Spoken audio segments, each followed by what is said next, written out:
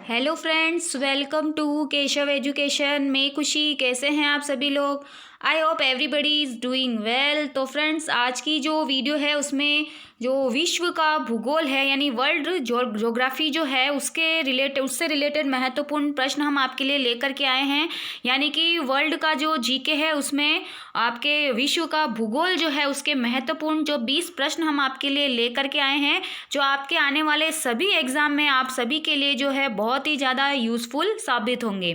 तो चलिए शुरू करते हैं आज की वीडियो। और अगर आप हमारे चैनल पर पहली बार आए हैं तो प्लीज़ चैनल को सब्सक्राइब जरूर कर लेना और बेल आइकन पर जाकर ऑल पर क्लिक जरूर करना, ताकि आपको आगे आने वाले वीडियोस का नोटिफिकेशन टाइम टू टाइम मिलता रहे। और इस तरह से हमारे चैनल के थ्रू आप जीके क्वेश्चन जो है वो हम आपको प्रोवाइड करवाते रहें। तो चलिए शुरू करते हैं। वीडियो को एंड तक देखिएगा, पूरी देखिएगा, बिना स्किप करे देखिएगा, तभी आपको अच्छी तरह से समझ में आएगा। और वीडियो को प्लीज़ ज़्यादा से ज़्यादा शेयर करना और लाइक तो ज़रूर बनता है, लाइक भी ज़रूर करना फ्रेंड्स।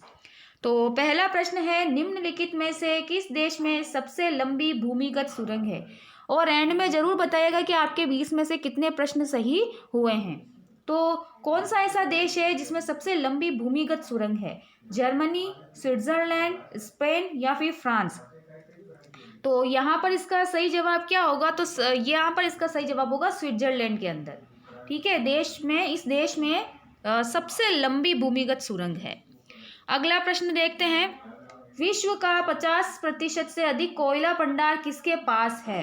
तो 4 ऑप्शन है आपके पास, 4 समूह आपको दिए गए हैं। तो अगर इसमें हम 50% से अधिक कोयला भंडार की अगर बात करें तो यहाँ पर जो ऑप्शन होगा हमारा ऑप्शन नंबर ए, अमेरिका, रूस और चीन ऐसे देश हैं जिनके पास विश्व का 50% से अधिक कोयला भंडार है। तो ये था इसका सही जवाब। आई होप कि आपको आज की वीडियो, आज के जो प्रश्न है वो भी जरूर पसंद आएंगे। और कमेंट सेक्शन में एक ओके का साइन जरूर सेंड किया करें, ताकि जिससे पता रहे कि आप हमारे चैनल से कंटिन्यू अपडेट हैं। अगला प्रश्न है, पनामा नहर का निर्माण किया गया था, कब किया गया था? 1869, 1980, 1905 या 1914? तो यहाँ पर इसका सही जवाब क्या होगा? तो पनामा नहर का निर्माण 1914 में किया गया था। अब बढ़ते हैं हम आगे की तरफ। सुंडा ट्रेंच स्थित है, तो सुंडा ट्रेंच कहाँ स्थित है? हिंद महासागर, प्रशांत महासागर, अटलांटिक महासागर या मैक्सिको की खाड़ी? तो यहाँ पर इसका सही जवाब होगा वो होगा हिंद महासागर। अगला प्रश्न है, निम्नलिखित में से कौन सा एक अजैविक कारक है? तो अजैविक कारक कौन सा है? घुन, नमी, कीड़े या फिर कृंतक? तो अजैविक कारक की अगर हम बात करें तो ये है नमी। ये यहाँ पर इसका सही जवाब होगा। अब बढ़ते हैं हम आगे की तरफ। अफ्रीका में आसवान बांध द्वारा निर्मित झील है।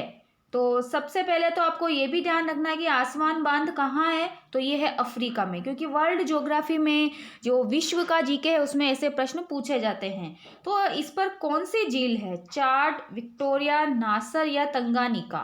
तो यहाँ पर इसका सही जवाब क्या होगा? यहाँ पर ये झील बनी हुई है नासर।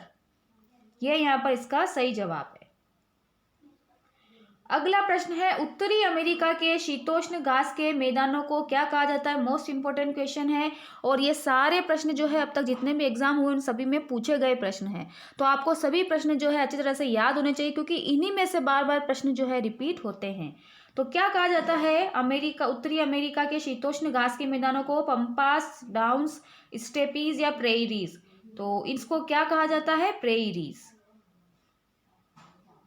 अगला प्रश्न, पनामा नहर स्वेज नहर से अलग है क्योंकि इसमें लोक सिस्टम है, छोटा मार्ग है, व्यस्त मार्ग है या कम व्यस्त मार्ग है? तो किस कारण से है? तो इसमें एक लोक सिस्टम है, इस वजह से ये अलग है। अगला प्रश्न, लेनोस घास के मैदान है गुयाना हाईलैंड्स, ब्राजीलियाई हाईलैंड्स, अर्जेंटीना या फिर चिली? तो यहाँ पर इसका सही जवाब क्या होगा? तो लेनोस घास के मैदान जो है वो चिली में है। अगला प्रश्न, विश्व का लगभग कितना भूभाग उष्णकटिबंधीय वर्षावन है? यह भी मोस्ट इंपोर्टेंट प्रश्न है। तो कितना प्रतिशत है? 2%, 7%, 10% या 15%? तो यहाँ पर इसका सही जवाब क्या होगा? 7%। ये था इसका सही जवाब। और अगर आपने अभी तक हमारे चैनल को सब्सक्राइब नहीं किया है तो प्लीज़ सब्सक्राइब जरूर कर लेना और बेल आइकन पर जाकर ऑल पर क्लिक जरूर करना, ताकि आपको आगे आने वाली वीडियोस का नोटिफिकेशन टाइम टू टाइम मिलता रहे। अगला प्रश्न है, निम्नलिखित में से कौन सा महाद्वीप पृथ्वी के उत्तरी, दक्षिणी और पूर्वी पश्चिमी गोलार्ध में स्थित है? ये भी मोस्ट इंपॉर्टेंट क्वेश्चन है। कौन सा है? ऑस्ट्रेलिया, अफ्रीका, यूरोप या दक्षिणी अमेरिका? तो यहाँ पर ये इसका सही जवाब होगा अफ्रीका महाद्वीप ऐसा महाद्वीप है जो पृथ्वी के उत्तरी, दक्षिणी और पूर्वी पश्चिमी गोलार्ध में स्थित है। अगला प्रश्न, सहारा अफ्रीका के किस भाग में स्थित है? पूर्वी, पश्चिमी, उत्तरी या दक्षिणी? तो कहाँ स्थित है ये? तो यहाँ पर इसका सही जवाब होगा उत्तरी। अगला प्रश्न, विश्व की सबसे लंबी नदी है? गंगा नदी, नील नदी, ब्रह्मपुत्र नदी या अमेज़न नदी? तो विश्व की अगर हम बात करें तो विश्व की सबसे लंबी नदी कौन सी है? नील नदी। ठीक है, ये यहाँ पर इसका सही जवाब होगा। और कमेंट सेक्शन में आपको एक प्रश्न का जवाब देना है, आपको ये बताना है कि भारत की सबसे लंबी नदी कौन सी है। प्लीज़ कमेंट सेक्शन में इसका जवाब जरूर दें। जो भी प्रश्न मैं आपसे पूछूं उसका जवाब आप जरूर दिया करें, इससे आप ही का नॉलेज बढ़ेगा। अगला प्रश्न देखते हैं, योसेमाइट क्या है? यानी योसेमाइट एक है नदी, शिखर, झरना या बांध?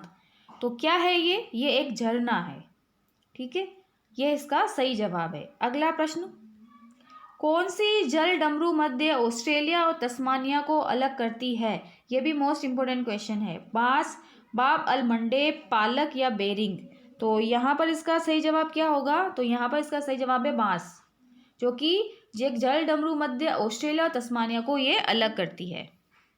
अगला प्रश्न, विश्व की सबसे बड़ी मूंगा चट्टान किसके तट के पास पाई जाती है? यह भी मोस्ट इंपोर्टेंट क्वेश्चन है।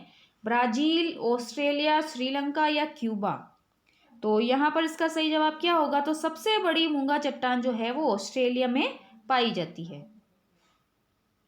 अगला प्रश्न, यूरोप की सबसे लंबी नदी है?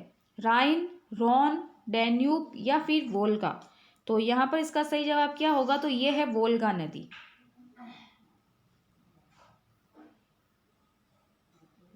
अगला प्रश्न, एशिया और उत्तरी अमेरिका अलग होते हैं, और ये मोस्ट इंपोर्टेंट क्वेश्चन है। किसके द्वारा अलग होते हैं? बांस जल डमरू मध्य, डोवर जल डमरू मध्य, बेरिंग जल डमरू मध्य, कुक जल डमरू मध्य? तो यहाँ पर इसका सही जवाब क्या होगा? तो एशिया और उत्तरी अमेरिका जो है वो बेरिंग जल डमरू मध्य द्वारा अलग होते हैं। अगला प्रश्न, विश्व के सभी भागों में 23 सितंबर को दिन और रात की समान लंबाई को कहा जाता है? यह भी मोस्ट इंपोर्टेंट क्वेश्चन है। तो क्या कहा जाता है इसको? शरतकाल विषु, आकाशीय विषु, शीतकालीन विषु या वसंत विषु? तो क्या कहा जाता है इसको? तो यहाँ पर इसका सही जवाब क्या होगा? ऑप्शन नंबर ए, शरतकाल विषु जो है इसको कहा जाता है। अब बढ़ते हैं हम हमारे अगले प्रश्न की तरफ। विश्व की किसी भी अन्य नदी की तुलना में सबसे अधिक जल प्रवाह वाली नदी है? ये भी मोस्ट इंपोर्टेंट क्वेश्चन है। ये सारे प्रश्न जो है मोस्ट इंपोर्टेंट क्वेश्चन है आपके। जब वर्ल्ड जीके में वर्ल्ड का जो ज्योग्राफी अगर आपको मिलेगा टॉपिक, तो उसमें आपको इसी तरह के प्रश्न जो है वो देखने को मिलेंगे। तो यहाँ 4 ऑप्शन है, हांगहो नदी, अमेज़न नदी, झेरे नदी या नील नदी? तो यहाँ पर इसका सही जवाब क्या होगा? तो अमेज़न नदी जो है वो अन्य नदी की तुलना में सबसे अधिक जल प्रवाह वाली नदी है। तो ये थे आज के 20 प्रश्न। आई होप का आपको आज की वीडियो, आज के प्रश्न जरूर पसंद आए होंगे। तो प्लीज़ चैनल को सब्सक्राइब जरूर कर लेना, और प्लीज़ वीडियो को ज़्यादा से ज़्यादा शेयर करना, लाइक ज़रूर करना, और इसी तरह से अपना सपोर्ट बनाए रखना। तो चलिए फ्रेंड्स, मिलते हैं नेक्स्ट वीडियो में नए प्रश्नों के साथ। Okay friends, take care.